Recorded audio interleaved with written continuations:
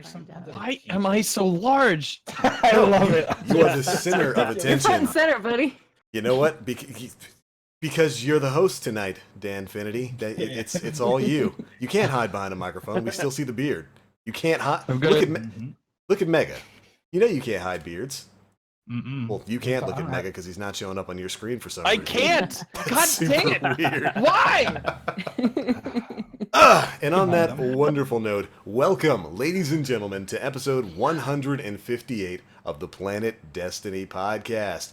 We're back, everybody. We're back on another wonderful Sunday evening right before Memorial Day. Hope you Guardians are having yourselves a wonderful weekend. And boy, do we have a show for you tonight. We got some stuff going on in Destiny. We've got the return of our usual host. We've got Miss Moonball back once again. Hello. Hey. How we doing? I like the chicness of like the white fur behind you. Oh, thank you. Queen of Westeros This chair is very divisive. A lot of people are like, "That's really cool," or "That's hideous," and I'm like, "Yes, absolutely." I love it. It's beautiful. Big Daddy Magwitch. What's up, brother? I'd like to go on the record in saying that I am in favor of Moon's chair, as I have always wanted to sit on a Wampa from Star Wars. Yeah. Mega, your approval is all I ever wanted. Thank you. Wampa Stompa. That's great. Exactly. Mr. Hi. Dan Finity.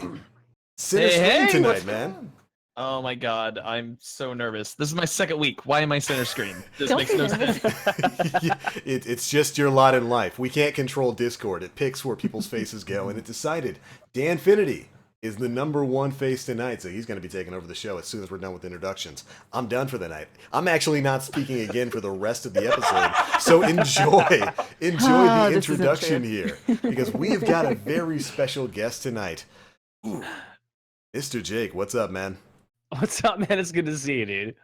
Yo, welcome to the show, and thank you so much for joining us tonight. No, thank you for having me, man. Oh, dude, absolutely. I wasn't even aware that this was happening until like a little bit before the show, and I was like, wait, Jake from where? State Farm? State Farm. Jake from Yeah. State Farm. You lost some weight and shaved the beard the Uh, past couple of years, but you traded out State Farm for Stream Labs, the #1 streamer help site like out there. Certainly my favorite people when it comes to live streams. It makes me feel good to know that we're doing things right.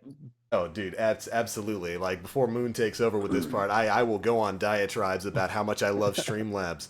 When I started streaming, of course, you know, whenever you become a streamer, you look at other people's streams and see what they're doing to kind of figure things out. Like, what should I have? Should I have an overlay? Should I have, like, alerts? I had no idea how any of that crap worked. Like, I was 10 years of video editing, I had no idea how people were how like Goth was getting his face on screen and whatnot, until I found a little site called Streamlabs, and like they did it all for me and just said open a browser source in OBS and boom, you're done. Make it so easy, yeah. That works for me. I'm just the guy that Good posts job. savage memes and support on the internet. I just that's all I do. Well, He's doing it. congratulations. I'm pretty sure that's the most important job. Yeah. Best job at ever. any company. I was gonna in say you're modern both the age. hero we need and the hero we deserve, literally right now. Oh my goodness. Thank you so But much Jake- for being our guest. Yes. Yeah. Why don't you tell us a little bit about yourself? Who are you? What do you do? Oh god, yeah, it's gonna take forever, so I'll keep it brief. Oh man. We're here all night, babe. I know. I do so much. I think the problem is it's probably easier to list what I don't do than what I do. Oh god. Well, I guess if I had to do it, my name is Jake. Most people know me as the Jake Parker on Twitch. I am a 6th grade English teacher. I am a full-time broadcaster. I'm a master's student getting my master's in higher ed.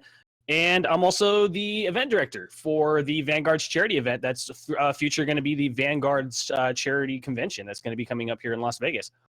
Wonderful. Why don't you tell us a little bit about how you got involved with Destiny and the Destiny community in the first Oh my place? gosh. It starts with a motorcycle accident because, Mhm. yes, it starts with a motorcycle. This is a great story. This movie is the most already the dramatic. best. I know. Yeah. Very, very dramatic opening. I'm in. Just like, I'm it's sold. like pause scene. No, 2015. I'm riding my motorcycle to work, and I'm trying to go to work because I like to make money. Money's great. Money's awesome. And I'm hanging a right turn. All of a sudden, this lady comes out of nowhere, and she's coming head on at me because she took her turn to the left towards me way too fast. So she swerved at the last second, and it was either hit her truck or go to the right and fall in some cactus. And it's Las Vegas. Cactus are abundant, so it's pick one. Unfortunately, so that accident did happen. I had to get surgery on my knee. So I was out of work for a few months. In between my hiatus of being able to go make the money that I wanted, I found Twitch, and I started watching it religiously because I love video games. I'm only 20-something years old, and I only watched one of the 2 games that I ever had, which was either Titanfall or Destiny. And I didn't even know Destiny was that big of a deal. I was too busy watching Titanfall. So, but then I started watching Destiny, and I started really enjoying what was going on. And the first time I ever got involved in Destiny was watching King Gthaian, Broman, and T-Rex run the raids with Gunny, Rebel Eyes, and Char. And they were running Prison of Elders. They were eventually doing Taken King, and I just fell in love with it. And I knew I wanted to be a streamer. So I took my lawsuit settlement money, great purchase, and I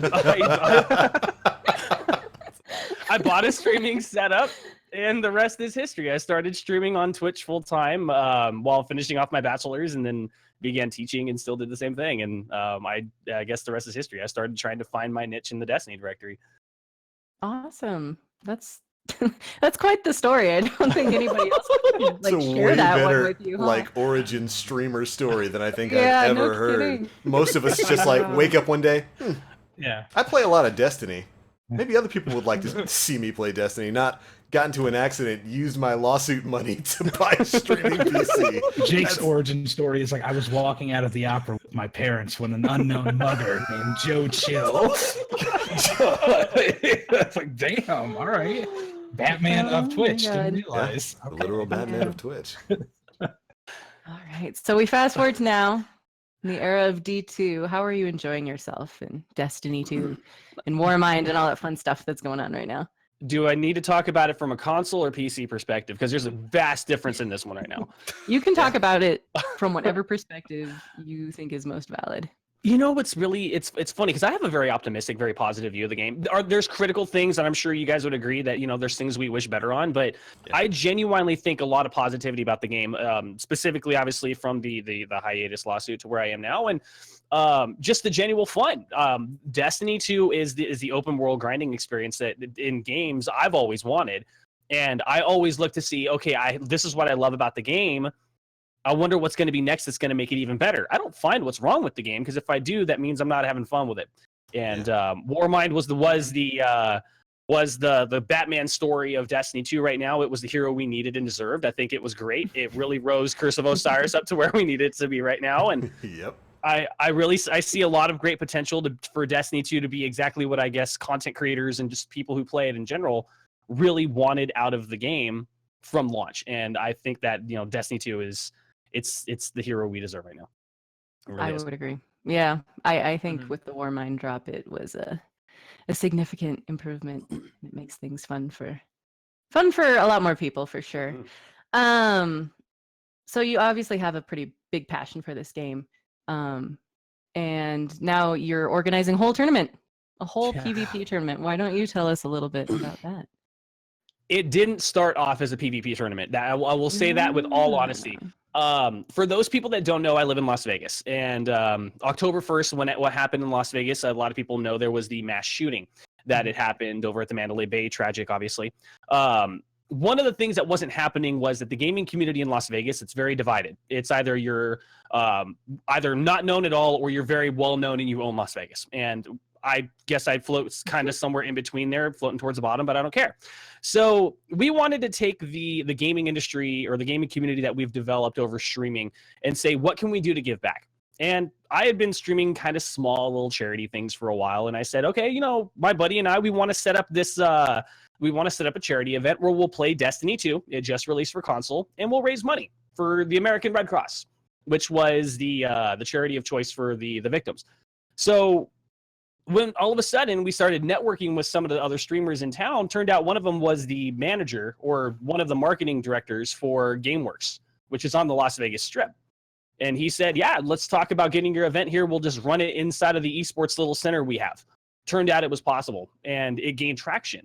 So we did a 13-hour event there. We raised about $1,300, and we started seeing some legitimacy behind this. And then a new esports arena, or I guess a new esports little shop called the Dojo, esports training ground here in Vegas, said, hey, bring it here.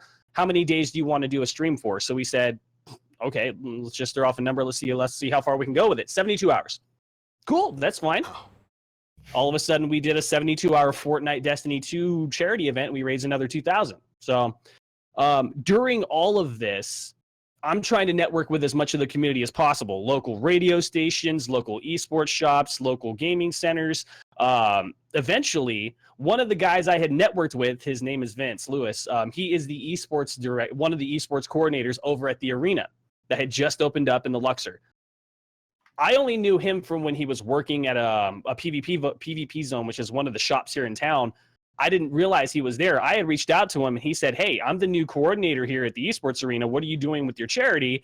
And then all of a sudden, he's like, what can you do as far as competitive? And I had the epiphany moment that I think Destiny needed. We need Destiny 2 competitive. So I said, okay, you know what? Let's make a tournament. Private matches are coming out. Let's shoot for dates after that. And we started working it together, and then boom, within a matter of, I think, 3 weeks, we had the dates locked in, we had the whole tournament set up, and that's it. Everything's good. The whole event's now ready to go, and it's going to be June 22nd to the 24th. I mean, it really just fell together just like that. Cool. So are you still looking for people to sign up and turn out and all that stuff? Oh, yeah. We're going to have registration all the way up to the day before each day's event. So, and all of that's going to be in my pinned tweet. At Parker on Twitch. All of the links are there. You can register for all 3 days. And the donation link to St. Jude is there as well, because this event is raising money for St. Jude while being a staple for Destiny, because we got names that are going to be watching this, and I'll mention them in a second. Sure. Mm-hmm. So it's going to be later on in June. Do you have any obstacles that you're facing right now, or that you have faced kind of leading up to this whole situation? Obstacles? Oh god. Yeah, I would like to hear about that. Maybe one or two. Yeah. Mhm. The biggest one, I think, is just the community reception of it. People are already still thinking Destiny's not competitive. You can't make a tournament about Destiny 2. What are you thinking? And the problem that happened, especially now, is people keep thinking that Destiny 2 competitive is impossible. They don't think that there's any possible way Destiny 2 competitive will flourish or grow. And I'm stubborn. I'm blonde and I'm a Leo, so this is just what I do. He's a Leo. I hate the word impossible. The word impossible to me is what fueled me to be a teacher since I was 16 years old, and to be a master's student. I'm the first person to graduate from college. Impossible is not in my vocabulary. I don't like that word. It sucks. And I'm set to prove people wrong. And people from the community that are genuinely interested in this have really owned this, and they've said, what can we do to get involved? This is what we've needed. This is what we wanted. Just nobody would take the time, because people were so scared that it wasn't competitive, they wouldn't make the effort to make it competitive. Yeah. Mm-hmm. So there was just that complacency that nobody wanted anyways. And I guess the biggest thing now is just, once it does happen, are people going to see what they want? Because this is really the inaugural way of Destiny 2 and even the Destiny franchise moving into competitive. And there's a lot riding on this event.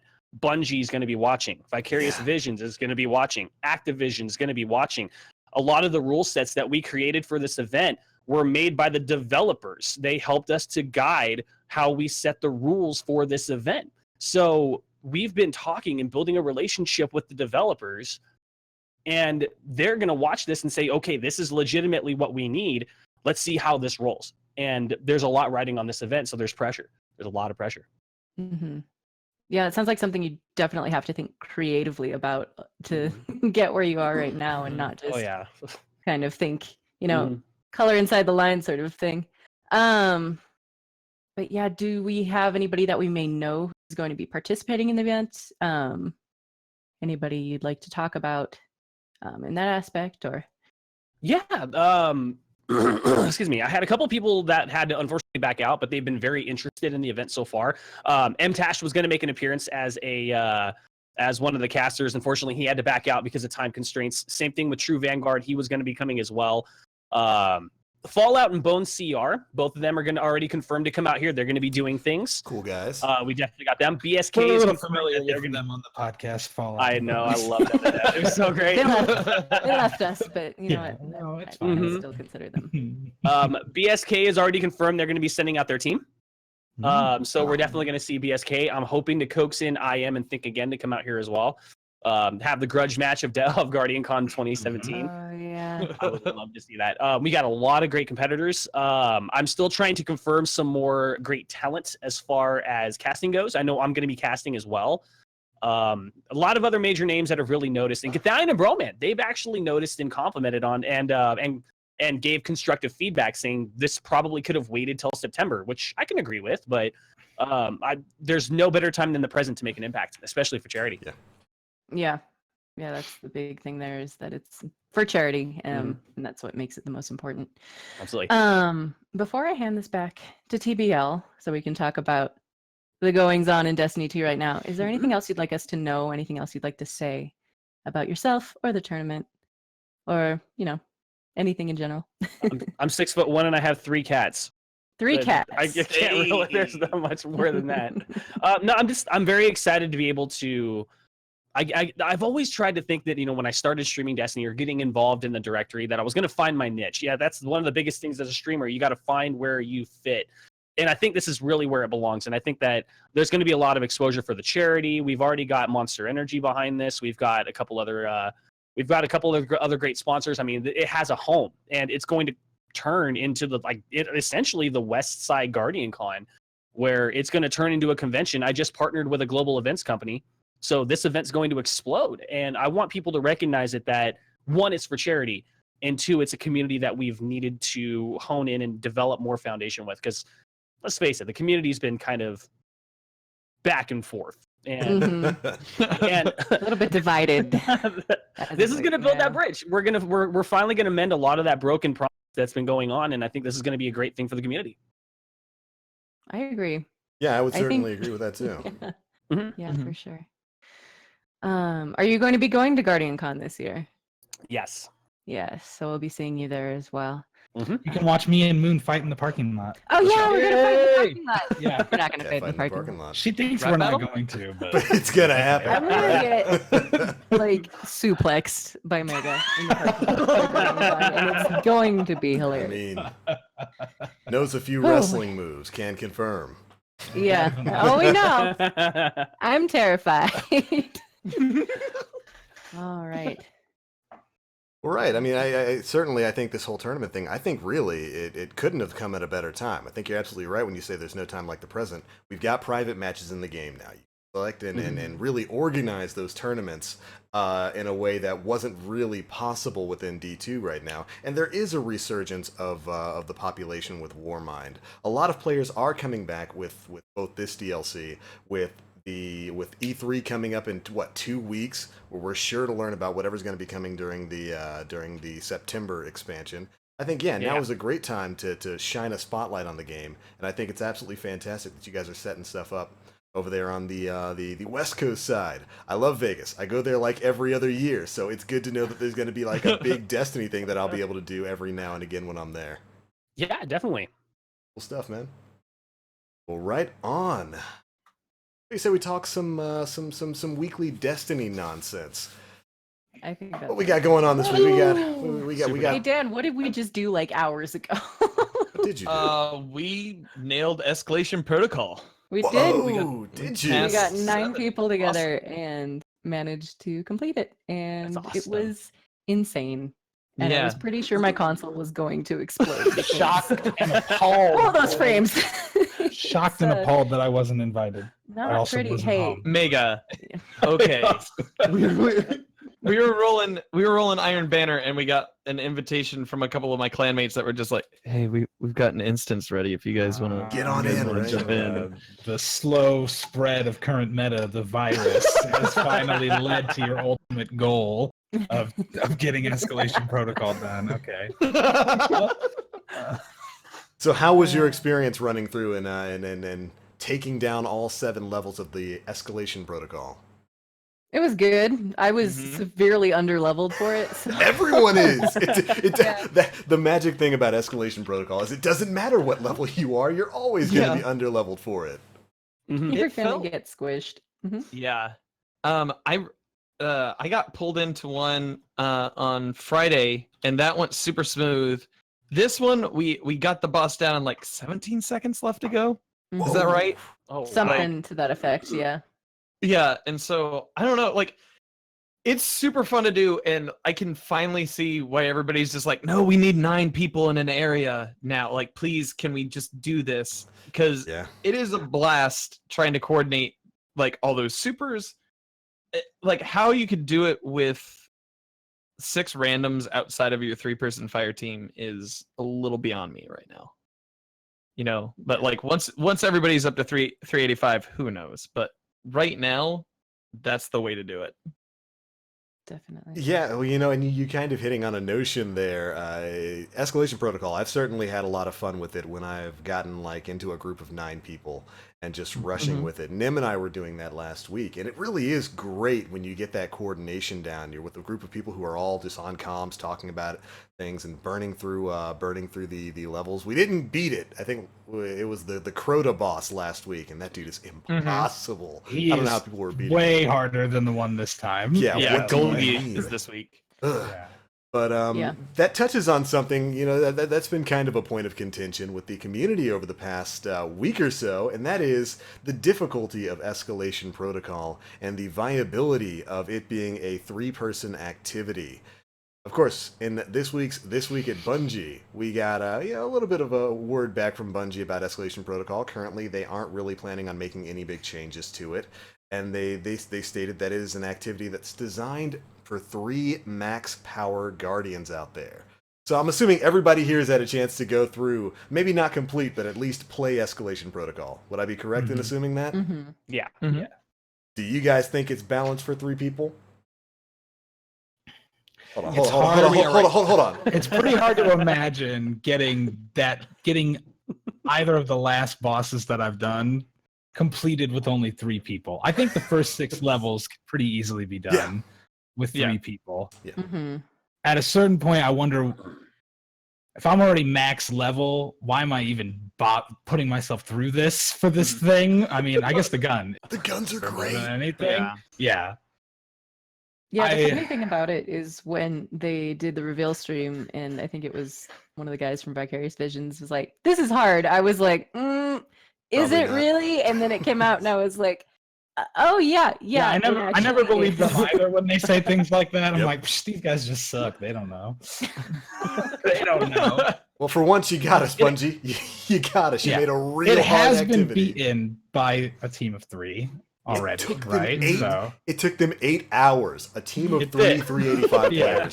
They had to basically and not only 385 players, but 3 incredibly skilled. It was Glad. It was Glad in his group. It took them 8 hours to beat it, and that was the easy boss. I can't imagine them trying to take down Mini Crota from last week just with just 3 people. I don't know how they did it. And you know, that seems to be kind of a like I said, a point of contention with the community right now, because a lot of people are experiencing Escalation Protocol, seeing exactly how difficult it is, and calling shenanigans on Bungie for saying that it's a 3-person activity. Now, I think certainly Escalation Protocol was designed for 3 people. I think the way it works probably changed a little bit after that community summit that was had about a month or so ago, when they said, you know, it was a little bit too easy, so they bumped up the difficulty based on feedback from there. So it's actually kind of our fault. Once it's content creators' fault that Escalation Protocol's hard. Says, I will give you chat. I'll give you 1. Everybody gets 1. This is your 1 where you get to blame us. You can. Our bad on this. We made Escalation Protocol too hard, and I will never get that shotgun now, and I'm sad about it. I don't think it's mad about it, TBL. I think it's perfectly doable. I think it'll be pretty easy to get done with 6 people. And I don't think it's that hard to get to. As somebody who in Destiny 1 and in Destiny 2 has done a fair bit of forced matchmaking in patrols, it's not that hard to get 2 fire teams coordinated. 3 is hard. Getting 9 people is hard. 6 people isn't that difficult if you know anybody who lives near you, or if you're just willing to spam a lot of messages at strangers and ask them to invite you. Like, I would like it if there was matchmaking for like 6 people in patrol. I would just like that in general, to have 6 people in patrol. That's just more fun. More people, more fun, baby. Yeah, but that is, yep. yeah, I don't think it's like impossibly hard. I think people will get there maybe with some advanced strategies on YouTube on like beat the bosses down really easily. Like Data will make some guides eventually that is how to do this with 3 guardians, 3 and 5, easy method, and then we'll have big clickbait thumbnails from everybody, and we'll all figure it out that way. We'll all find the cheat spots, but I wish it was a little, because they're like raid bosses, like Basically, raid boss difficulty. Yeah. It's like, here, now 3-manning Crota is just what you're supposed to do. You're just supposed to 3-man him. Okay, I guess. Like, it's weird, but all right, let's do it. I mean, Court of Orcs was like that too, though, kind of, right? Like the tier 3 First week, runes. yeah. Yeah. It was rough So the I first feel week. like it's got to be doable. Is it harder? Is the last boss harder than a tier 3 Court of Orcs rune? I don't know the answer to that. I can't decide if it is or not. There were time about you, limits on Jake? Court of Orcs, weren't there? I think Yes, yes, there were. absolutely, Yeah. I don't think they're as strict as some of the ones in Escalation Protocol now. That one last Yeah. week, I don't know how people were beating that Crota boss within the time limit there. Every time the team I was with, I managed to get his shield down. It was like, all right, we got his shield down. Boom, we can deal with it. We're all dead. We're all now. dead, Like, you know? There's like 2 of us left. And there's 20 seconds left, but we got his shield down. We were doing it with Fallout. Fallout and I, we had a 9-man team last week, and we had one really good run down where we were like, okay, we could beat this. Like, we got him less than like half health, and we all got like, we figured out, we'll have like 3 people sword, and those people got really good at avoiding getting stomped on or whatever. And we did our next run, and we were ready. Like, we were flawlessly running through it. We get to the sword knight, he's out, we blast him, destroy him, but he dies and flies up into the air, and the swords are too high for us to reach. Oh, no! So we're just like, we're all just like standing there like, well, I guess there it is. And then we never got another good run and we gave up. So yeah, I was pretty sad about it. Pretty depressed that our momentum just got ripped out from under us. It's tough, man. It is legitimately a difficult activity, and I like that. And I really do hope that as the weeks go on and more people hit 385, that when you get a group of maybe 6 people within a patrol space, maybe it'll be a lot easier of a challenge for you to take down, a lot more doable for most people. Because right now, if we could somehow pull the clear numbers, the clear percentages for Escalation Protocol, they would be lower than Spire of Stars on the first weekend with how many people have beaten it. But I do think that it highlights something that you spoke about, Mega, and something that personally, I know you've been complaining about for years when it comes to Destiny. I think it really highlights the fact that why can't we bring 6 people into Patrol? Patrol zones can handle up to what, 9 players right now, something like that. Why can't we bring 6 people in? This perfectly highlights the need for being able to make a full fire team. I think they just think it'll be too easy to like grind patrol stuff, but does anyone do that anyway? I don't know. Yeah. Like, what's the? That made more sense to me in Destiny 1, where like collecting materials was like a big part of it. Like, like you needed to grind that kind of stuff out, but I've never even once felt the need to do a patrol in Destiny 2, really, other than now on Mars to get like keys for stuff. Like that's it. So I don't know why it would even matter if we could burn through a bunch of that stuff right now. But Jake, what about you? Have you experienced the escalation? What are your thoughts on the EP, on Bungie's new EP that they dropped? I haven't even beaten level 3, dude. Yeah, it's rough. It's rough, man. Well, it's just like you brought it up, though. It's one of those things that you can't really do unless you're a very powerful 3-man fire team. Yeah. And even then, I'm glad about Bungie for doing this. I'm really happy. There is no participation trophy anymore. There's when you get into this, you're either going to win or you're going to fail. And if you fail, then you fail. There's no more of a we're gonna hand it to you. If you don't get it, then oh well, you're just gonna have to find a way to get it eventually. And I really feel that this is a great direction that we're seeing a whole new Bungie, and not only just on what they're doing in social media, it's reflecting in game. And I'm really happy to see that something so difficult is literally not even just a raid or anything like that. It's just out there, and we can go experience this. We can actually immerse ourselves in it with the hopes that a couple blue name people decide to come out and join us at any time. And I love that, because as soon as I started, I'll have 5-6 people trying to run off of me 30 seconds before the boss needs to die.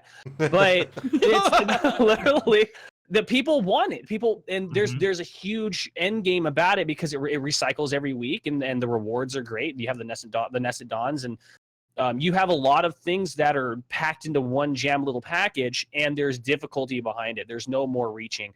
And I'm really happy to see this. Again, I think the matchmaking thing might be something to discuss later. But if they really did put it into something that is supposed to be meant for 3-man fire teams, I'm glad it takes this long, because I might be triggered. I've only, beaten level 3. That's about as far as I've gotten. I still have an end result I know I want to get to, and it elongates my time, and it lets me enjoy more of Destiny, just because of the fact that I'm not there yet. I want to be, so I'm going to play more and get more out of my experience. Yeah. I'd like to call back to an old Planet Destiny podcast episode that I want to say sometime in August of last year. We were all sitting here discussing what would we love to see in the future versions of Destiny, and old Mega Magwitch threw out something that made Fallout plays laugh at him like he was an idiot. And that was, I'd really like end game patrols. I said I would love for patrols to be really hard, and I was laughed out of the room.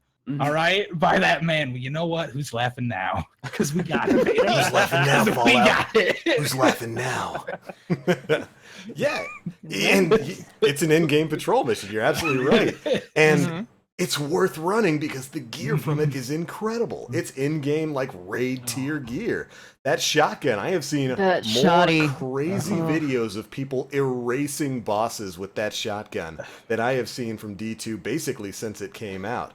Yeah. Probably the most satisfying video I've seen this week was one that popped up on the subreddit of a fire team destroying Favix from the Exodus Crash Strike before he got to disappear and run away. You mean they erased him from existence? Erased him from the strike playlist? That guy is the reason. They beat him so hard he's not even in strikes anymore. He got out of the game. They killed him. Yeah. He lost his entire family that day. Oh, his entire lineage gone. That whole strike zone gone. And we're His better wife for left him. Kids are at the grandparents. This whole thing. There's something in the game that I feel is underrepresented, or just like really under sectors. I feel like Lost Sectors, they had their moment with faction rallies, and then obviously they patched it out so you can't go through the same door that you always do and go back. So one of the things that I had thought of, like, I want to go back into Lost Sectors. I want to enjoy all the Lost Sectors. And I thought of this idea, and I want to throw it out to Bungie and see what they catch on it. Is the opportunity to do what I like to call a hidden sector. And what I mean by that is that you have to go into these Lost Sectors, and inside one of the Lost Sectors on one of the planets in one area, there is a hidden sector inside here with a specific high-tier boss that you need a fire team of 3 for, that you need to go defeat, but you don't get to know which one it is. You have to go search these Lost Sectors, and you're guaranteed an exotic drop with a higher light level, or unless you're at or what it is, then you get a guaranteed exotic drop with the catalyst already built in. So I want to see Lost Sectors actually have value, and why not have it to where you now have to go to all of them, find this boss, defeat it with a fire team, and get your items, and then you get to grind that item from there. I don't know why this shouldn't be a thing. It's perfectly possible. Yeah, I mean, I completely agree. I think I've even said on this show before, I feel like Lost Sectors, they're such an afterthought for most players now. There's so many of them in the game. I don't understand why they didn't all come with, like, their own unique item drop or some kind of armor set, because right now they're basically just for what, planetary tokens. That's all lost sectors are for. Faction rallies, materials, and I remember I can remember before D2 came out when they brought up the notion of lost sectors. They talked about them being like they were so hyped up. These are going to be like little mini hidden dungeons that are going to be throughout the world spaces, and there could have been so much.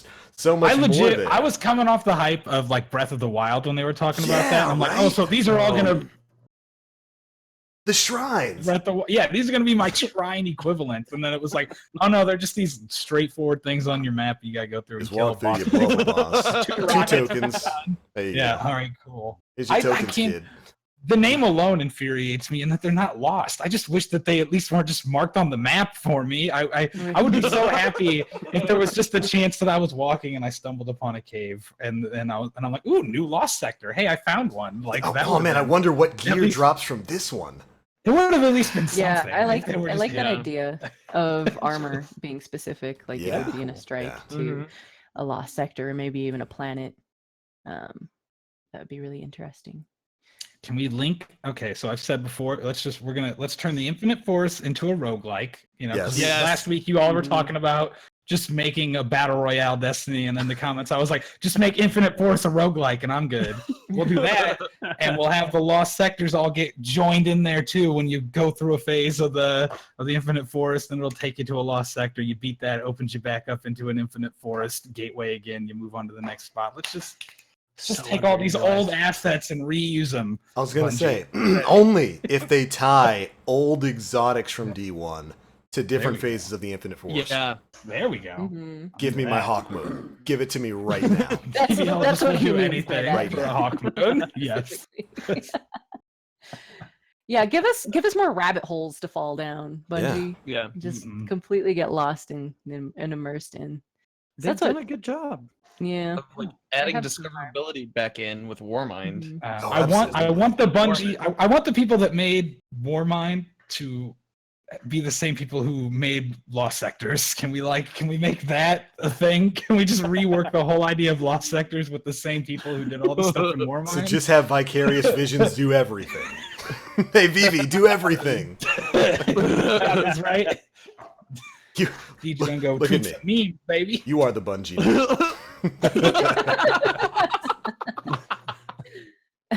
Granted, they did a great job with Warmind. I mean, I find this is the most I've been playing Destiny 2 basically since it came out.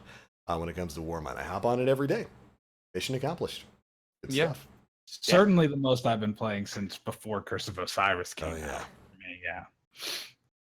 Yeah. I like it. Good I job. like it. Vicarious Visions. I like it.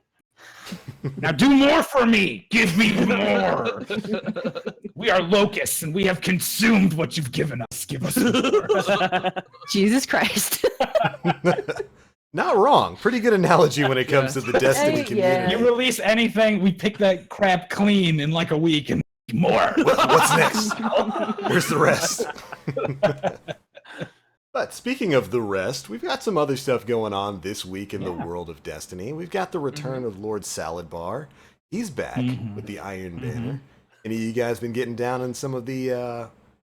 I can't call it Premier PvP anymore. It doesn't drop at light level gear. Yeah. Why not? I can say that this is the first time that I've actually liked the armor set that's tied to Iron Banner in D2. Oh, it's gorgeous. With the ornament for this season. The first time. It's awesome. Yeah, I didn't like disparage good names. A little heretical. Preferred it. Iron Trilogy armor is beautiful, and I will hear no words against it. All right. I don't like it. I just don't. I like it. Yeah, no, that's look like Shredder, so I'm in. Like, yes, I want to be the Shredder. Oh my god.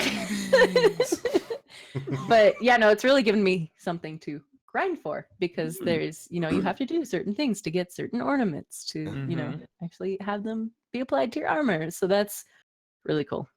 Which is exactly what I love. I love that thing in D2, the grinding specific things for ornaments. I feel like we talked about wanting that, like in Destiny 1 exotic ornaments. Like we've always wanted stuff like that. Like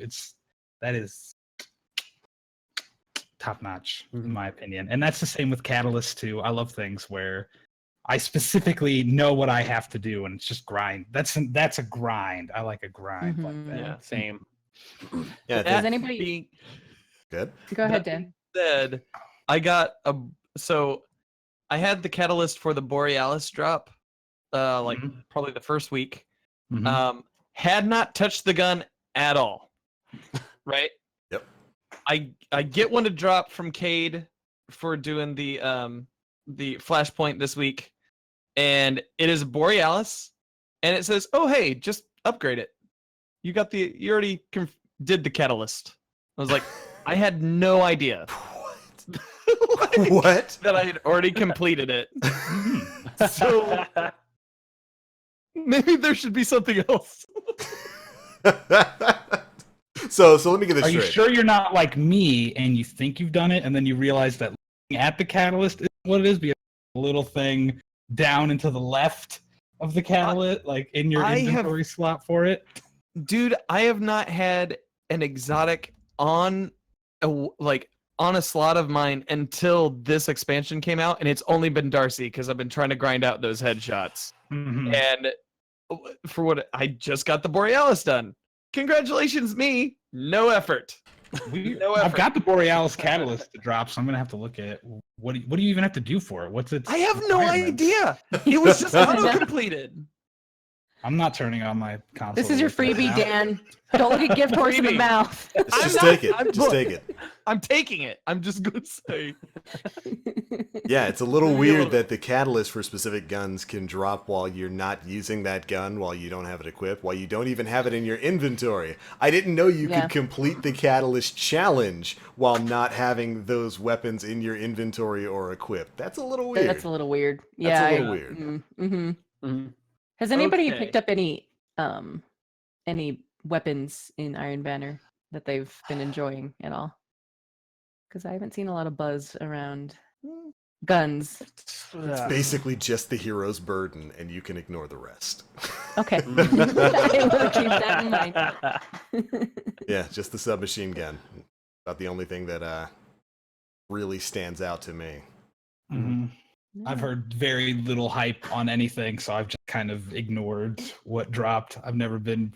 I get one gun set that I like, and I stick with it for like 4 years, and then when the next game comes out, I change. That's the way it is. Yeah, I do the same thing. Until Fallout's like, hey, use this. I don't use something, so... I got excited when it looked like a hawksaw, and then I realized it wasn't a hawksaw. Oh, that hit TVL deep. Look at his face. I So missed many the not hawksaw. It was so good. It was so Yeah. good, man. That was like my first PvP weapon. Was the Hacksaw. You know what I really like about Iron Banner the most, though, is the 6v6. And a lot of people are like, yeah, we got 6v6. They don't realize that 80% of the maps that we have were not designed for 6v6. So because the maps are not designed, that way, everybody has to play differently, because one, you're going to get spawn camp. There's no way around it. You're going to get spawn camp. But two, there's a lot of opportunity for you to play aggressively and actually end up on top now, because people are trying to run in teams, but when you are in Iron Banner, team play is not always a factor if you die. And I love the fact that 6v6 is so much more aggressive. I've always wanted and promoted more aggressive gameplay in PvP. And I'm really glad that we're starting to see the press for aggressive. And now that weapons are starting to really be looked at and say, how can we make them better? Bungie is starting to really hit territory we needed to a long time ago. And I'm loving the reskinned maps. I don't know why people don't like them. Yeah. The people don't like the reskin maps? There's people that are like, you should have left it in D1. I was like, no, well, screw you. Like, yeah, just stay there. People saying that about exotics too. Like, just leave it in D1. We need new. No, I want my nostalgia at the same time. It's free. It's not that it's big free of a deal. and it's good stuff. What are you complaining about? How can you complain about free? I can at least kind of understand how you could maybe be like salty about the exotics. You're just like, why couldn't I just have it the whole time? Like, because lost it. Yeah, Like that was like a whole that's big true. thing is we Mhm. lost our crap. But there was no big thing about me losing my maps. I always want more maps. Give me my maps. What are you bitching about? Like, Give me my maps. Yeah, more I mean, maps. Don't That's want 'em good at all. stuff. in You my know what? some of the Cool. returning D1 maps are actually my favorite in D2. Mhm. Like Burnout. Yeah. That's Burnout, probably yeah. Mhm. that. And what is it? What's the Shores of Time remake? Distant Shore. Distant Shore. Those are like my two favorite maps in PvP right now. Mhm. So no, continue bringing me more D1 maps. I want to see Rusted Lands. I want to see Exodus Blue, please. No, Bungie. Pantheon, dude. It's Yo, about Pantheon. Pantheon, bring it Pantheon. back, baby. I want the cauldron, but that's just me. Me too. You know, I like people Cauldron. don't. I like Vertigo, but people didn't like it. I love Vertigo for Rift because Mhm. it was so much fun for that. They need to bring back Rifts. Please I like Rift. People hate Please. Rift. I like Rift. let me play Warlock Space Football. Rift was like the only game mode I could ever be top of the leaderboard on because you just grab the freaking ball and then you just run with it and you Mega get more was the points than madman. everybody. Yeah, I was that Mhm. guy who just went. I was just on my nights styling on everybody, pulling LeBron moves, and dunking. Just You know? juking. Ooh. Yeah. Slide home, baby. D1. Yeah, Rift is so my favorite. you mentioned, Jake, that you like a more aggressive style of play, and that resonates with me because I am an ape in PvP. That's all I do. I just rush people. I love being aggressive. I come from Twitch shooting. It made my heart sing when you said that you're a Titanfall boy because that's what I'm talking about. Titanfall, very fast movement, very high speed Twitch shooting game, and it's probably one of my favorite FPS games of all time now. Because of the movement system in it. It's so good, and it's so criminal that it didn't get the popularity that it deserved. But it leads me to the question of, do you think that PvP needs to be further sped up in Destiny 2? That can include movement speed, time to kill, all that kind of stuff. Oh, 100%. The problem that we're having right now is that people look at people, and a lot of it, I would agree with most of that until you look at the Dawnblade and the Arcstrider and think, okay, maybe not. You see PvP really start to show a lot more aggressive playstyles because they're increasing the mobility for characters. They're increasing the ability for things like catalysts, which are going to decrease your time to kill. You're starting to really see them favor those people that are truly starting to be competitive, and and they really need to embrace that because that's the majority of the people that are playing. They're going objectively. They don't just want to go in and say, okay, I'm just going to run around a few. I'm going to shoot a couple of people. I'm going to die. That's too repetitive. If I'm going in with the expectation of following the same thing, which is why I really firmly believe we need objective-based games, I would love to see all of the supers have an extreme mobility buff. I want to see golden guns. If you decrease the time, speed those people up and make them run fast. Why can't we not have supers have that extreme amount of mobility? Because you only have it for 10, 20 seconds anyways. And then the rest of the time, you can speed up the characters, have them run around the map a lot faster. Like there's no reason why they shouldn't cater to faster gameplay. That's because faster gameplay leads to more aggressive gameplay. I really feel. Yeah, and I mean, all the evidence you need is Destiny 1. Look at the you could look at the highest levels of PvP play in D1. It was a very fast-moving game, a very fast-moving, aggressive-styled game, and I never really understood the kind of directed glide away from that to making D2 a much more slow, methodical kind of gameplay experience. I don't really think it's jived too well with D2. So yeah, I'm with you, man. Every step they take towards making the game more fast-paced, I'm right on board with that. Yeah. Absolutely. Yeah, same. I don't know if Absolutely. anybody's gone back to like D1 and played some PvP in there, but I have. oh god, the difference. It's great. You feel it right Yeah. away. Yeah. And at first you're just like, I don't know what to do. At least I am, and then I just fall Licks. right back into Fall it. back in. Yeah. Yeah. Mhm. I don't know which one's better. Like in a perfect world, which one maximizes more people's enjoyments on if you took a census of all people. But I know for me, someone who does not pay a lot of attention to teamwork and who just likes to run off and attack people, it was Same. definitely a lot better for me in D1. Yeah. Mhm. We need a TTK decrease. We got to see the ability to run 1v3 or 1v4 and be able to aim up on top. We have to. Yep. Mm-hmm. Yeah. That's excitement. I want we need that excitement. Yeah. A little bit of Yeah. spice in there. It's got to be hard to do, but it Yeah. should be doable. Big thumbs. Yeah. Yeah. And you're seeing that. I think you're seeing that with weapons like the Vigilance Wing, with Graviton Lance, with how the usage of those two weapons in particular has absolutely skyrocketed since they saw some changes. It's because people are looking for those faster time to kill weapons. They're looking to be able to enter into something other than a 1v1 and come out on top. With something like Vigilance Wing, you can enter a 1v2 and take both people out if you're more skilled than they are, which not really the case with most other weapons in the environment we have in D2 right now, unless you've got power ammo. And you see the snowballs that kind of happen in Crucible right now, where it's just one person gets Acreus and boom, the entire game. It's just them running from spawn to spawn with Acreus. Yeah. So I might be jumping ahead a little bit, but like looking at some of the exotic armor changes too that they're doing, especially for the hunter class, it looks like they're also trying to reward different play styles now too. Like if you look at the Mechaneer's trick sleeves, like with the buff to like the side to changing over to sidearms, I could see that working really well in tangent with Sturm and Drang.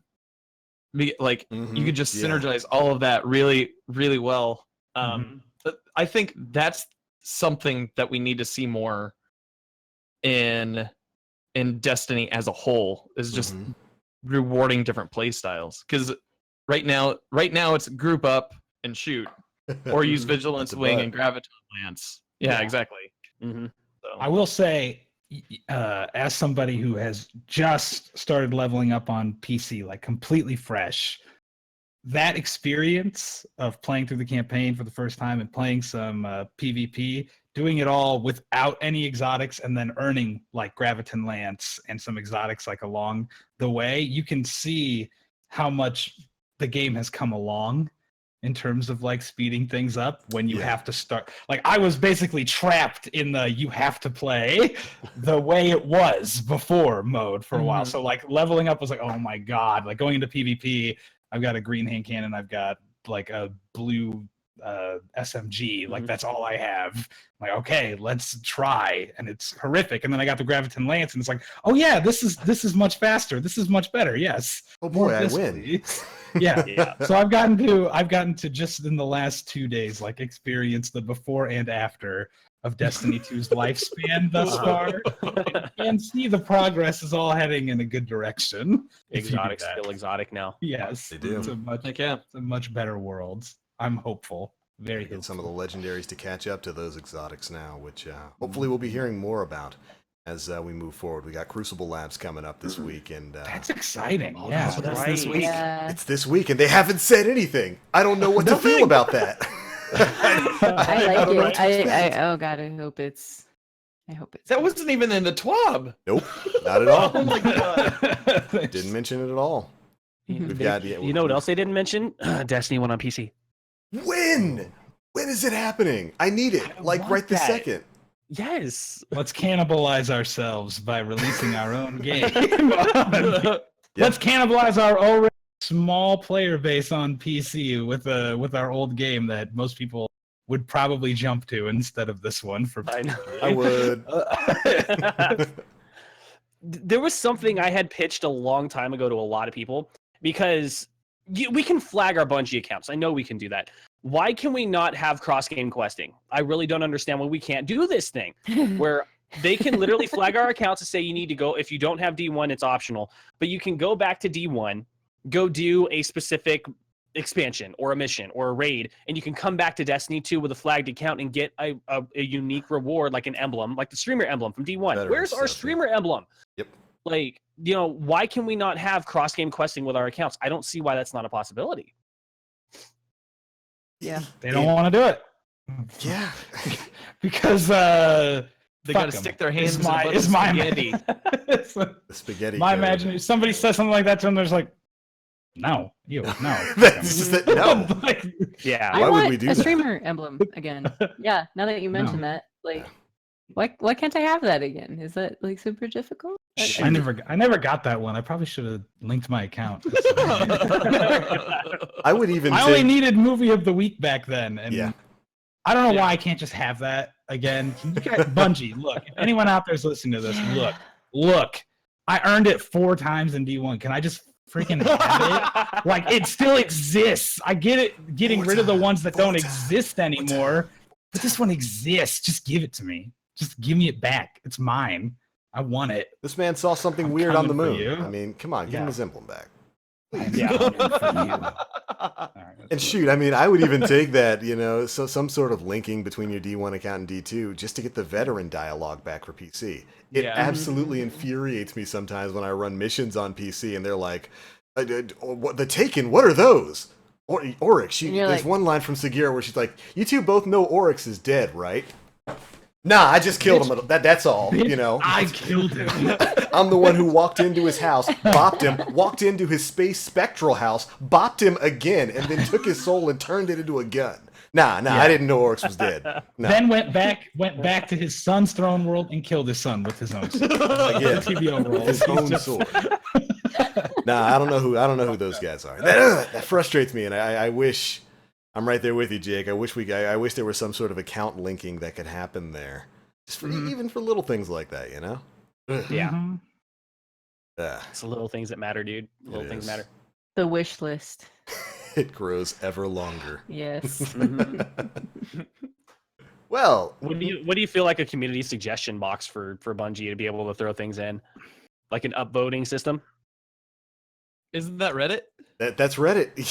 They read it. I think they have a wish list on the Destiny the Game subreddit. I want to say they've got like a community wish list or something on there. I can only imagine how long it is.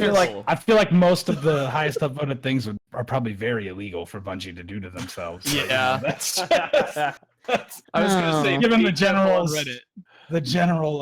I avoid Reddit at all costs. Same. Hey, Reddit isn't always there's lots of useful stuff on there, but at the same time, it's like my brain can only handle so much. I like you, Reddit.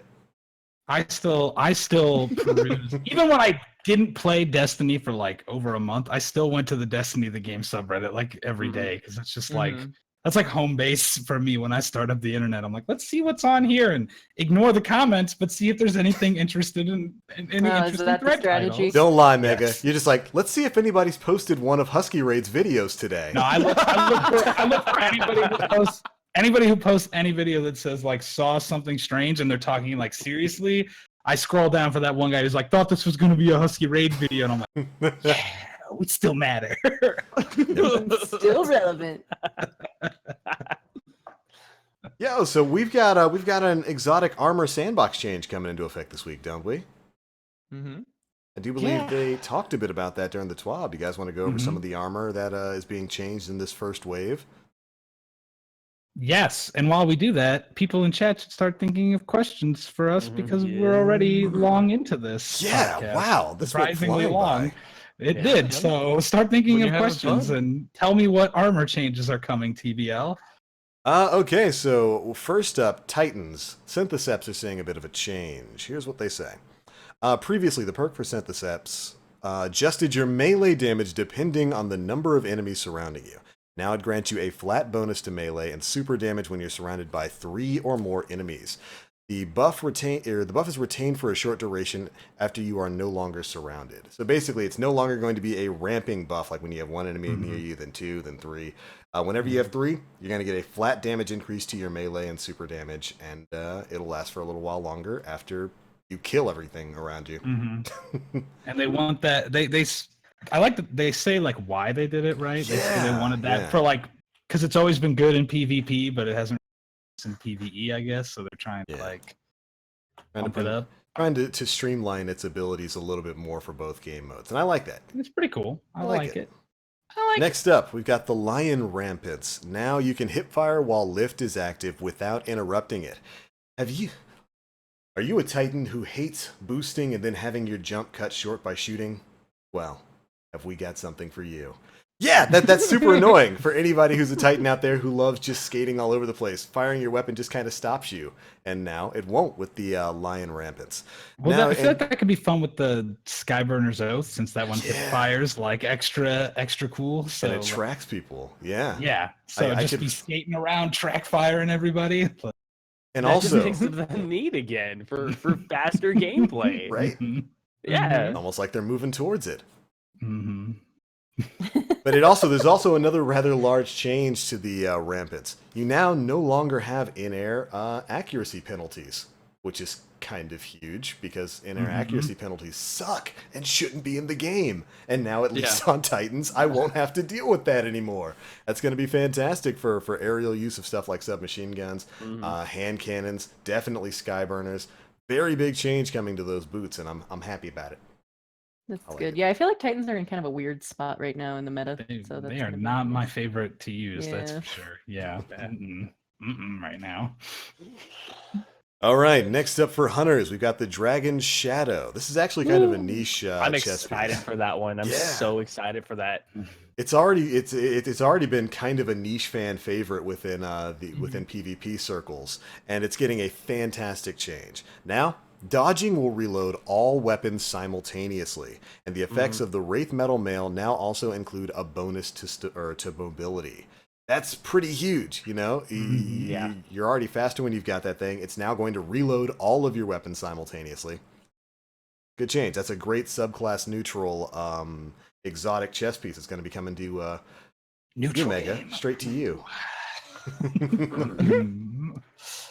After that, we've of course got the Mechaneer's Trick Sleeves. Dan talked a bit about this earlier. Swapping to a sidearm while critically wounded will greatly increase its damage. Sturm and Drawn.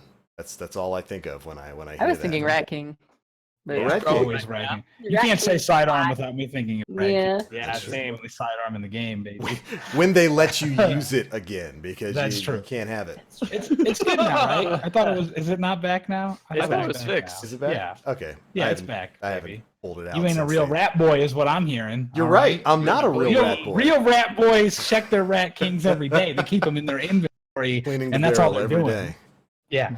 Just holding the trigger just to watch it light up sometimes. Yeah, I get you. Mega's a real rat boy. Exactly. Mega's the rat boy. Oh, that's damn straight. But now that all the pleb nonsense is out of the way, let's talk about the real stuff. The Warlock gear. The best gear in the game. Oh yeah. My beautiful Luna faction boots. I'm not saying I'm a prophet of Destiny 2 exotic changes, but I have been saying this for the entirety of this game's existence. Yeah, baby. Luna factions no longer have to do the whole entry-exit thing on your wrist to get your ammo back. Just stand in the rift, baby. It all comes back like Actium War Rig. I thought of you when reading that this week. Yes! I feel like somebody at Bungie was listening. They were like, TBL wants this to be broken. All right. Let's break it. Thanks. Very, very good. Rift Reload is automatic instead of being activated on entry-exit. Empowering Rift makes weapons more effective at extended ranges. That is a huge change for the Luna faction boots. Oh, it's gonna be so great in raids. Yeah, it's gonna be revolutionary to the way that DPS phases go. And it also, I love that they're also giving a benefit to empowering rifts to get you to kind of, hop off of the safety of healing rifts. You get higher effective range. That's literally perfect for DPS phases on like Callus or really any of the big bosses in the game. That's dope. I like it, and I'm happy.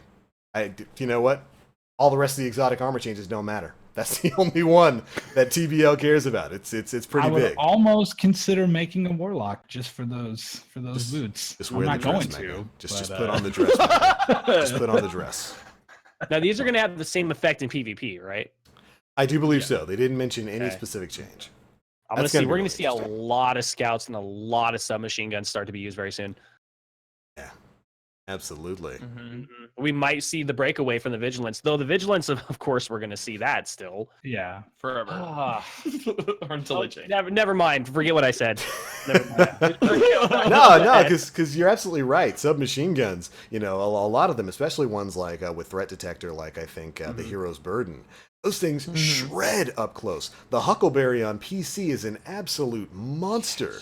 And mixing that with something like the Luna Faction Rift, getting your ammo back without having to really move too much, and getting that extra effective range. Boys, getting an Antiope with more range, that's exactly the kind of thing that submachine guns were kind of asking for. So yeah, I'm really excited to see how this is going to affect PvP when Tuesday rolls around. I know I'm going to be testing things. All right, and finally, about the Sunbrazers. Sunbracers. This is what I've been waiting for. The beauties coming back from D1. Yeah. Original effect has been replaced with this. They've increased the duration of solar grenades, and solar melee kills grant unlimited solar grenade energy for a brief period of time. Are you a warlock who really missed your radiance, your sun singers from back in D1? Well, great. We've got the gauntlets for you because getting solar melee kills, so you're probably going to have a solar melee charge available, but getting solar melee kills is going to give you a temporary period of unlimited grenade energy. What that means, hopefully crazy grenade recharge rates, just like what you had back in the Radiance days. I missed that so much, and I was super psyched to hear that this change was coming to Sunbracers. I might actually use them now. I'm cool. I like it. I like it. It looks neat. I like that. In order to get it, you got to earn it, though. You have to get a solar melee kill first. Yeah, so you have to have the charge, which, thankfully with other abilities and mods, you can hopefully get your melee kills back a bit faster.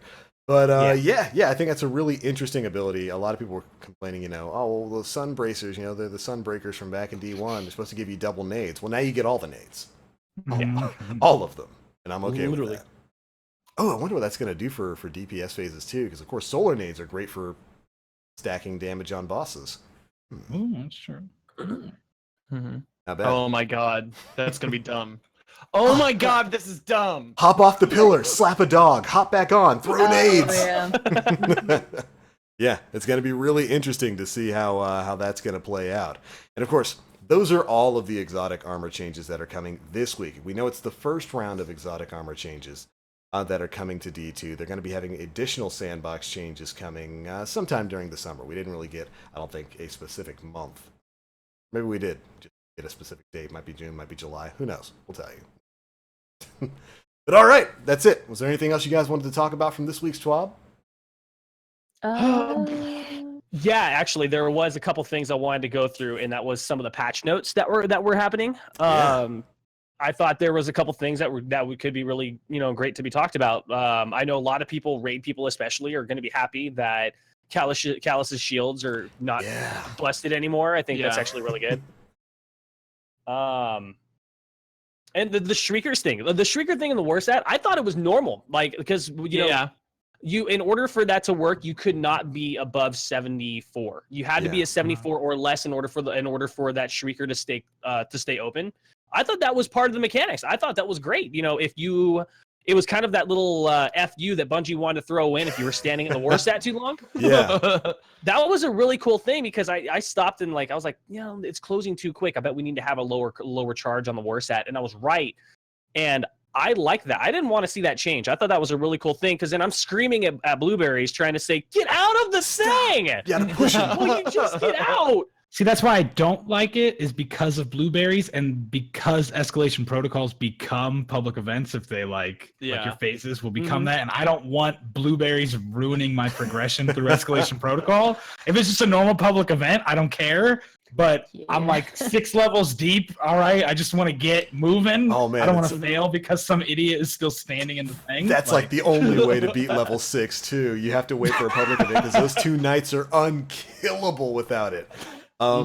Yeah, I thought the same as you, Jake. I thought it was just a fail state. Like if you hit a certain percentage without destroying the Shrieker, it just closes, kind of like the Servitor public event, where if you don't destroy those 3 mini servitors, within a set period of time, you can't get the heroic. And so I had no idea that was a glitch that needed fixing. I just thought it was a get good moment, like a figure things out and do it right. But, 100%. Guess I was wrong. I was excited for it. Yeah. Is that it? Anything else you want to talk about? Nah. I watched the honorable mention with Gigs where they did the no guns, no problem video. How do they do this? That was incredible. Just to take down the hardest boss in the game so far with no weapons. Especially after. Human? I'm not sure anymore. The dude might be a walking keyboard for all we know. That's what I'm starting to think, because some of these guys, absolutely unreal. How do you beat a raid boss without using a gun? All right. Well, we do have some questions, I think. Questions. I like questions. Me too. Arbiter Priest 56 asks, any ideas on what you want this to be? This The new new PvP mode that they've made. Much I've ado already about. outlined my roguelike that it's clearly going to be. I'll sign on with Mega. I want a You roguelike. start out with white weapons when you load into the roguelike. You progressively get a higher level gear as you go. You can eventually, by the last phase, you can equip multiple exotics that you've earned throughout all at once. Telling you, this is a golden idea, Bungie. Don't I'm sit so on afraid this. that coding that would break. I like that everything. idea. I know it would. I'm just assuming there'll never be a world where we have multiple exotics equipped, because I feel like that's probably like fundamental to the code of the game to not allow It'll it. destroy And, like they'll try to something. change that and they'll break everything. Yeah. We have Any other ideas? I'm just curious if anyone else actually has. You know, B. I don't know. Well, didn't they say it was like never before seen? Exactly. So it can't be like yes, battle royale yeah. like people assume. It can't. It has to be something like new, right? I hope we never see the day. I've been seeing a lot. Yeah, I've been seeing a lot of like promotional hype for it from other websites too, saying like it's something that's never been seen before in a first-person shooter. What does that mean? What does that even mean? What do you Fighting game mode where you have to first-person perspective 2D playing fighter, and you just got to go right at each other. I'll be into it. All right, I love fighting games. So third person without the super glitch over at Anna Bray. Okay. Oh man. Yeah. I got that glitch once. I'd take a third-person shooter mode of for Destiny. Never before seen in a first-person shooter. Third person. No, Call of Duty did it in like Modern Warfare 2 or Modern Warfare 3. One of those games they had a third-person mode. Damn. Well, FPS shucks. MOBA nemesis. Is that a thing yet? I feel like FPS MOBA? Maybe. I feel like everything exists. I don't know what it could be that you like. You could. This is a new thing. I mean, also Mark lies a lot, so it could just be that they're like never before seen. You're like, well, here's actually 8 obscure video games where that already exists. So like, shut up. Never before seen in Destiny. We have another one from Helios the Man. He asks, last word or first curse? Which gun? And that comes with the play style. So which gun would you prefer? rather have in D2 or just in general? Like, maybe, I think it's just in general. Oh, I mean, man. last word has so much more swagger. It's so much cooler than the first curse. Like, there were a lot of people that were like hard on that first curse bandwagon though. That's Nem. I mean, Nem, we're in here. Nem's like favorite gun. I feel like he's typing in the chat right now. Calm down, Nem. All right. I respect that you like it, but the last word is like you're an actual cowboy. Like you're just running around like just feels the coolest of like any gun.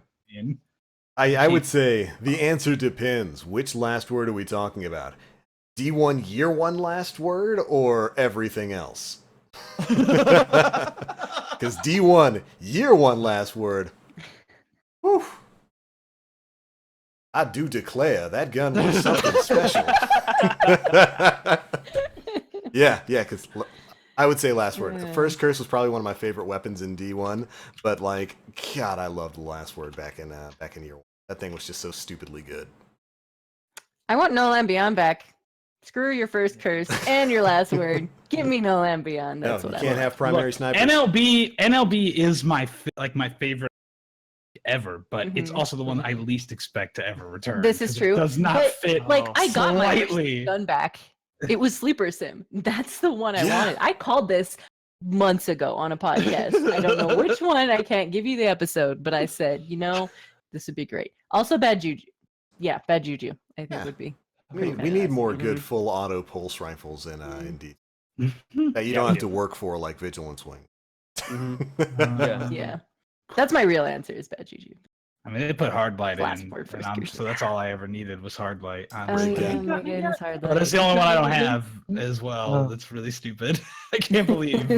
I was like, look, somebody sent me that Destiny sets. Like, I wonder what all I'm missing, and literally Hardlight's the only gun I don't have. For exotic weapons. I'm like, how is that even possible? That's the one. Like that's hilarious. Actually. I've got a Alright. question for our guest, Jake. What's up? How did you get started in gaming? What was your first real gaming experience? Taking it way Super back. Mario World, bro. Super Oh, Mario man. World. I lived in 29 Palms, a town of 400 people. And it was because my mom was dating a military guy at the time. So whoever she was dating was wherever we moved. That's just what the rule was. Yeah. And we got a Super Nintendo. My twin and I got a Super Nintendo for the first time. For all you And kids at home, it's this bro, one right here. it was If you don't know what a Super so Nintendo good. is, it's this. Do you, all right? do you remember how hard? Do you remember how hard the Star freaking Road was? Oh yeah. When you Star were a Road was child? legit. Yeah. Oh yeah. It was so bad, and I didn't even know it was a secret. You just tried to get through the secret Star World with the one in the nose, and you had to go up and do the other 10 levels. Yep. Screw that place, man. It was so bad. But that's where you got the cool different Yoshi versions. You had to do like the Star yeah. Road levels to get all You the get Koopas that look like people. yeah. Worth it. I still question how my younger self ever beat any of those games. I don't know how I beat Oh, no. Super Mario World. I don't know how I beat the original Legend of Zelda. I could Because never they do had that now. 9-person matchmaking. That's it. That was it. I definitely remember the 9-person matchmaking in Donkey Kong Country 2. I absolutely Yeah. remember it. Now you know. Okay. Oh my god. I like the Super Nintendo. I just beat good. Donkey Kong Country yesterday. So Dude, the first one. great Yeah, game. just played through it. It's a great game. Yeah. I do too. Oh, I will. I'm planning on it. I love Diddy's Excellent. Conquest. All right. Or Diddy Kong's Diddy Kong's Quest. Quest. I can't remember. Like, I it always works said the both same ways. thing. Diddy's Yeah. Conquest. It God, just rolls Goof off the Troop, tongue, bro. The Yo! Goof Troop game is hype. Yeah, Oh. the Goof Troop game was hype. This is now I still Super remember the cheat Nintendo code to get to the level podcast. before the end. Red, cherry, blue, red. You put that in, you get to the cave level, you're done in 15 minutes. Oh. Look at that. I remember that. What was the? Oh my God! You're throwing me down a rabbit hole here. What was the? This is what happens. What was the Disney? What was the Mickey game? Mickey's. Oh my gosh! Magical Quest or Magical Adventure, something like that. Mickey's Magic Castle. remember that or one Something at like all. that. Oh my There's God, one what Sega was that? That's I remember Porky's going Nightmare, dude. Something like that. I My remember brother going through had Steamboat Mickey's Willie in Nightmare. that. For that. Yeah. Oh my goodness! This is gonna throw me down a retro. See, this is what happens every time, Mega. This is what Every happens. time. I know. Castle of Illusion. Nim. Castle of Illusion. My boy. Mickey's Castle Thank of Illusion. you. Yeah, that Thank you. one's on Sega. I just played that like a month ago at my friend's house. We were. Oh my gosh, the memories. I want to see Super Mario RPG make a return. Yes. As a port over or a Please. remaster. Please give us that on the Switch at some point. That is my favorite Please. game of all time. Yo, man. That's my Legend favorite of the game. Seven Stars. or Love it. whatever it was This called. man knows what to do when giant talking swords slam into the ground. Yeah. Like, It's on the Super Nintendo Classic though, right? I think it is. Yes, yeah. it If you is, can yeah. find It is. one. It is. I think it's easier now. You know, a Nintendo. I'm sure it'll 64 be on Classic's when coming. Nintendo does their online service where you can like Netflix old games. I'm sure it'll be on there eventually. Oh, yeah. They're Oh my god. I'm terrible still upset online about that, Mega. I'm Yeah, still upset about that. This is system. not a Nintendo podcast. We probably shouldn't get into. I was know, gonna right? say, should we That call angry N64 discussion. Josh? Yeah, let's should. get him on here. Just I turn got this it, into I got a- his- I got him. Let me hit him up. Let's turn this into a Nintendo podcast. Worthwhile. Do you ever play Legend of Dragoon? Yes. Nobody remembers that game. Dude, I know of it. I've been playing it. I've been playing it on PS3. Me too. I have It's it. I great. play it. It's so good. It's like $5. It's $5, and you can get it on PS3. You can also Final Fantasy VIII is also on PS3. That was Yeah. one that I spent a long time in a basement with, and yeah. you should. Why's it gotta be a basement though? That's you know. Okay, I didn't Break the own stereotype. the console. It was my sister's, and I would And mow you kept her lawn. locked in the basement. We got it. Yeah. No, I would mow her lawn in order to gain time to play Legend of Dragoon and Final Mhm. Fantasy. That was my routine. School, do the dishes, game until I can't feel feelings, go to sleep for a few hours, and then just go to school right after again. Oh, I'm Better sorry. I origin can't story. I contribute don't to think this. I've ever. That's fine. I don't mind. I just love your face. No, I'm just no. It's like when a bunch of old friends get together, one of them, and you don't know of the stories. Oh, buddy, welcome to my life. Guess I'll just eat my salad, guys, while you guys talk. Yeah, we're a bunch of old dudes talking old video games. Nostalgia. Element Road. Love it. All right. Well, all right. I think that's probably a good enough place to call it quits on this episode. What do you guys say? I need to get back to work before I get fired. Yeah. So yeah, let's go ahead and cut it there. Thank you, ladies and gentlemen, for tuning into episode 158 of the Planet Destiny podcast. And thank you so much to our guest, Jake. Thanks for joining us, man. Thanks for having me, man. I'd love to be back again at some time. Oh, dude, I want to get you back just so we can shower praise on Streamlabs and the job you guys do, because I love Streamlabs. I just wanted to talk about Super Nintendo games more. That- So yeah. Let's have a Super Nintendo podcast. Make a Discord channel for that. Challenge Mega on stream to some Super Mario Kart, and then watch us both fail horribly because there's no traction in that game. It doesn't game's exist. burger. It's terrible. It's the worst of the Mario Karts. Thank you. Thank you. So bad. Good stuff. But before we get on out of here, we are going to let everybody know where they can find us across the internet, starting with our guest. Jake, where you at, man? What you do? I'm only on 2 places because I don't believe in too much social media. I think too much just rots the brain. Twitch.tv/the Jake Parker, and on Twitter @Parker on Twitch. Right on. We got some links for that going into the chat right now. And again, thanks so much for joining us today, man. And thanks for the work that you're doing within the community and the scenes and setting up the tournaments, getting ourselves a West Coast showing. I like it. Of course. We'll definitely have to have you on after the tournament. Oh, I'm absolutely. totally down. We'll talk about it for sure. Absolutely. Yo, Mega, you're shaking your head the way that I like. I'm just dancing. Sorry. I like it. Dance and tell them who you are, where you at. Mega Magwitch. Find me on Twitter at Mega Magwitch and .tv/Mega Magwitch, where I promise I will be streaming Donkey Kong Country 2 at some point in the coming week, just so I can show TVL what it's about, baby. These skills. All right. Miss Moonvald, where can they find you on the internet? You can find me at twitter.com/Moonvald. Also twitch.tv/Moonvald. Yeah, that's basically also on my fan website called moonvaldrules.com. Oh man. Angel Fire. Yeah, one of those GeoCities websites. Comic Sans header. Yeah, it's great. I've got really bad JavaScript sparkles going through the picture of you, like your loud hair. music playing in the background. That's an aesthetic, though. To be perfectly honest. That's for sure. You know what? I'm gonna go next because I'm gonna let the big man in the middle take the final one. Hi, I'm the Black Link. My God! You can find me everywhere on the internet. Twitch, Against Twitter, YouTube, all at the Black Link. Pretty easy to find. I stream stuff like Monster Hunter, Destiny, and stuff like that you probably don't care about. On to the man in the middle, Mr. Danfinity. Take it away. All right. You can find me at DanFinitWitch on Twitter and Instagram. You can find me on Twitch, twitch.tv/DanFinity. You can find my other podcast, SideQuest Sunday, at SideQuest Sunday. This week we have Evil Aura. In 2 weeks we have Mega Magwitch. Hey! In 3 weeks we have Molly May as me, with special co-host Moonball. Yep, that was a fun episode. That was fun. Mm-hmm. Absolutely. All good. Next show. So, now you know where to find all of us if you want to, send us pictures of your Super Nintendo collection. I'll certainly take those. Twitter.com, /the Black Link. I like Super Nintendos. I'll take it as well. Yeah, cool. Send me if I get 10 if I get 10 pictures of Super Nintendo collection tweeted, I'll open up a sealed copy of F-Zero on stream. Ooh. You heard it go here dig first, out the folks. collection because this is I'll good. grab it. No, I'll be right back, guys. Hold on.